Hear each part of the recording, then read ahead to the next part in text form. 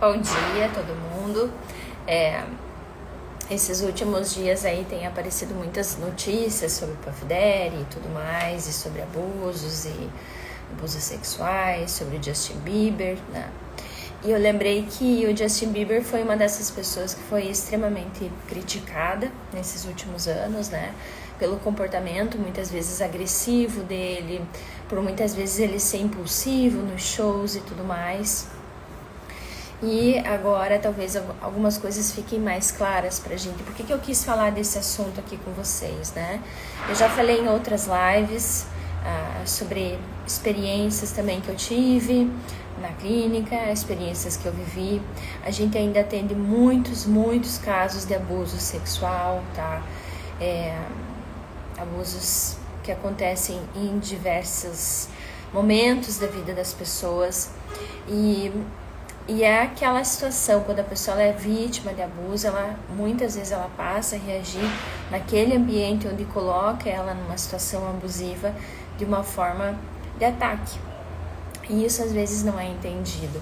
E aí eu lembrei da situação que aconteceu no posto, que aquela mulher também me agrediu gratuitamente, aparentemente, né? Ela se sentiu ferida em algum direito dela, com certeza que sim, né?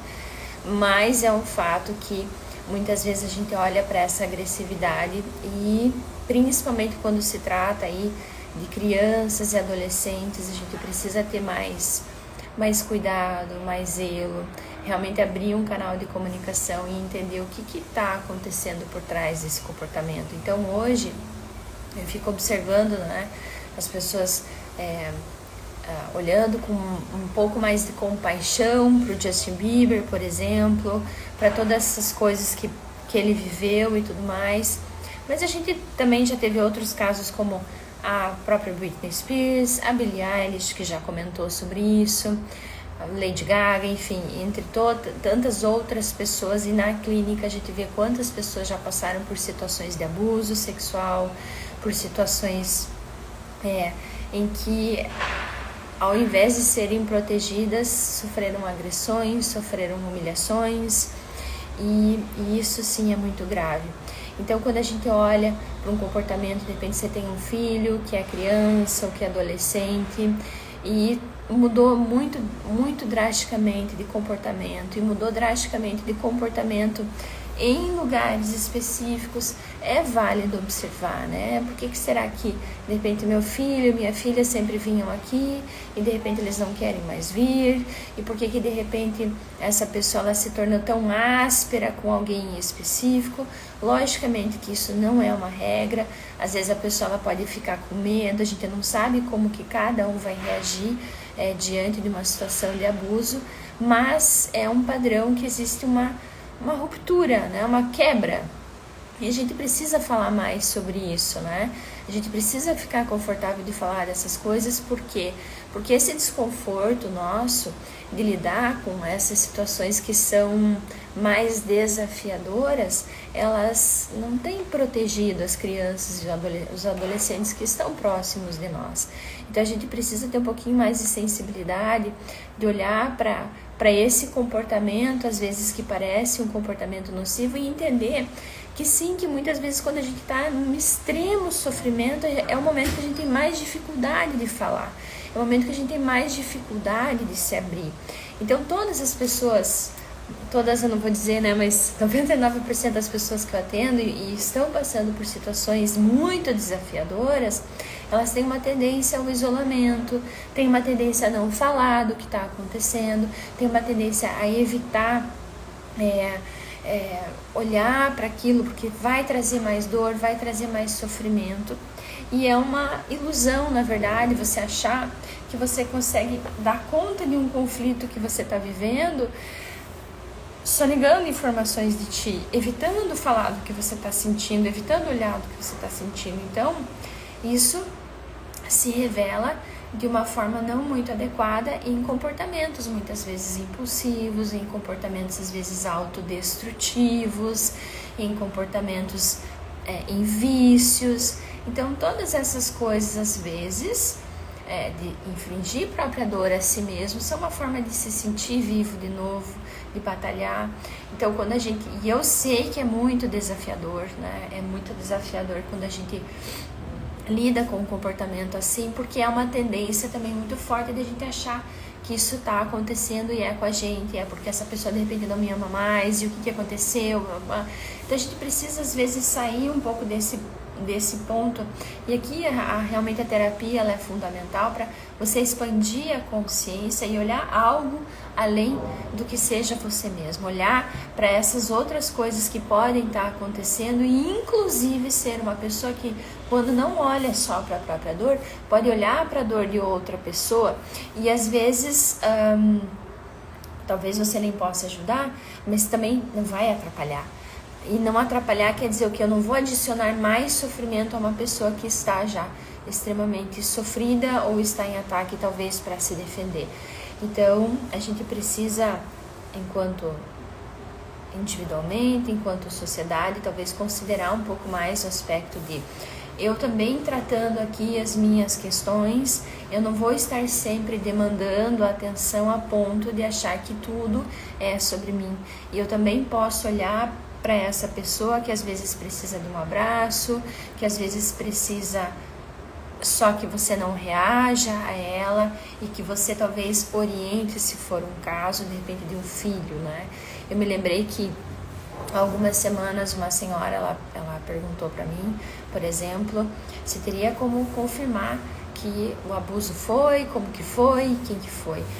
Bom, mesmo que existisse essa possibilidade, o processo terapêutico ele resguarda a pessoa da qual está recebendo esse amparo, mas independentemente disso, é a percepção da pessoa a respeito daquela situação que vai ser trabalhada. E a questão é que sim, muitas pessoas que sofrem abuso sexual infantil, na adolescência e tudo mais, elas carregam em si algumas características que vão afetar sim a forma dela interagir com o meio, a autoimagem, o senso de valor. Então é necessário sim fazer acompanhamento terapêutico, porque é sabido, inclusive eu fiz um vídeo, tem já bastante tempo, acredito uns 7 anos lá no meu canal do YouTube só sobre isso. O processo terapêutico ele é um processo aí de médio e longo prazo, ou seja, 1 ano de terapia, em algumas situações é um tempo maior, talvez, sim, espaçando conforme existia essa evolução, mas para ir tratando esses sintomas que são muitas vezes comuns, como a reatividade, como essa quebra de padrão de comportamento, como o confrontamento, muitas vezes, ou o medo excessivo e o senso de valor prejudicado, ou seja, a pessoa ela deixa de agir porque ela entende que o que ela está fazendo não tem valor. Então, quando a gente conversa sobre essas coisas que são difíceis, né, é sim, com certeza que é muito doloroso. Nenhuma mãe, nenhum pai, imagino eu, deseja, né, a não ser que esteja envolvido num processo patológico e seja o próprio causador desse tipo de situação, não quer que o filho passe por isso. Mas e acontecendo isso, vamos então olhar para isso, por mais que seja difícil, vamos começar a sair um pouco desse campo fantasioso em que a gente quer que as coisas simplesmente sejam boas, né? Essa ingenuidade, ao meu ver, ela é muito ruim, é um assunto extremamente delicado e ele exige sim de nós um posicionamento. Em que sentido? Em que eu vá então conversar sobre isso, mesmo que isso cause muita dor, porque é muito doído, né? É muito doído você conversar com uma mãe e essa mãe saber que sim, que a filha dela passou por isso, e essa mãe muitas vezes já ter passado por isso, e de repente a avó já passou por isso, ou seja, são coisas às vezes que passam por gerações, e sim, isso pode ser tratado, isso sim pode ser mudado a partir do momento em que existe então um trabalho terapêutico que envolva o olhar para essa situação a partir da percepção, da vivência e começar então a estruturar aí um comportamento novo, tá? E no mais, talvez começar a considerar que a gente não tem que simplesmente olhar para a vida de quem quer que seja, mesmo que seja uma celebridade ou não, e supor que a gente entende tudo sobre essa pessoa. Isso é de uma arrogância sem tamanho, né? E não vai contribuir com ninguém. Como eu disse, a gente contribui muito mais quando a gente começa então a olhar os comportamentos de uma forma mais contextualizada e inclusive admitindo a nossa ignorância, o nosso desconhecimento sobre o que quer que seja, né? Eu posso inferir, eu posso supor alguma coisa?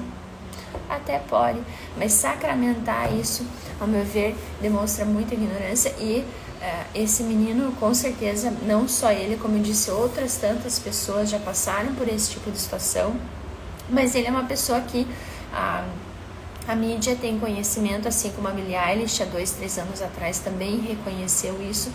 Acho louvável em que sentido? No sentido de que a gente precisa, sim, começar a ficar mais confortável em falar dessas coisas que são difíceis para que a gente consiga, então, a partir de um dado, de um fato, trabalhar a aceitação no sentido de construir algo que seja mais saudável individualmente e para nossa sociedade também, tá? Esse era o recado que eu queria passar para vocês hoje, ó. Um beijo para todo mundo, uma excelente segunda-feira e vamos lá.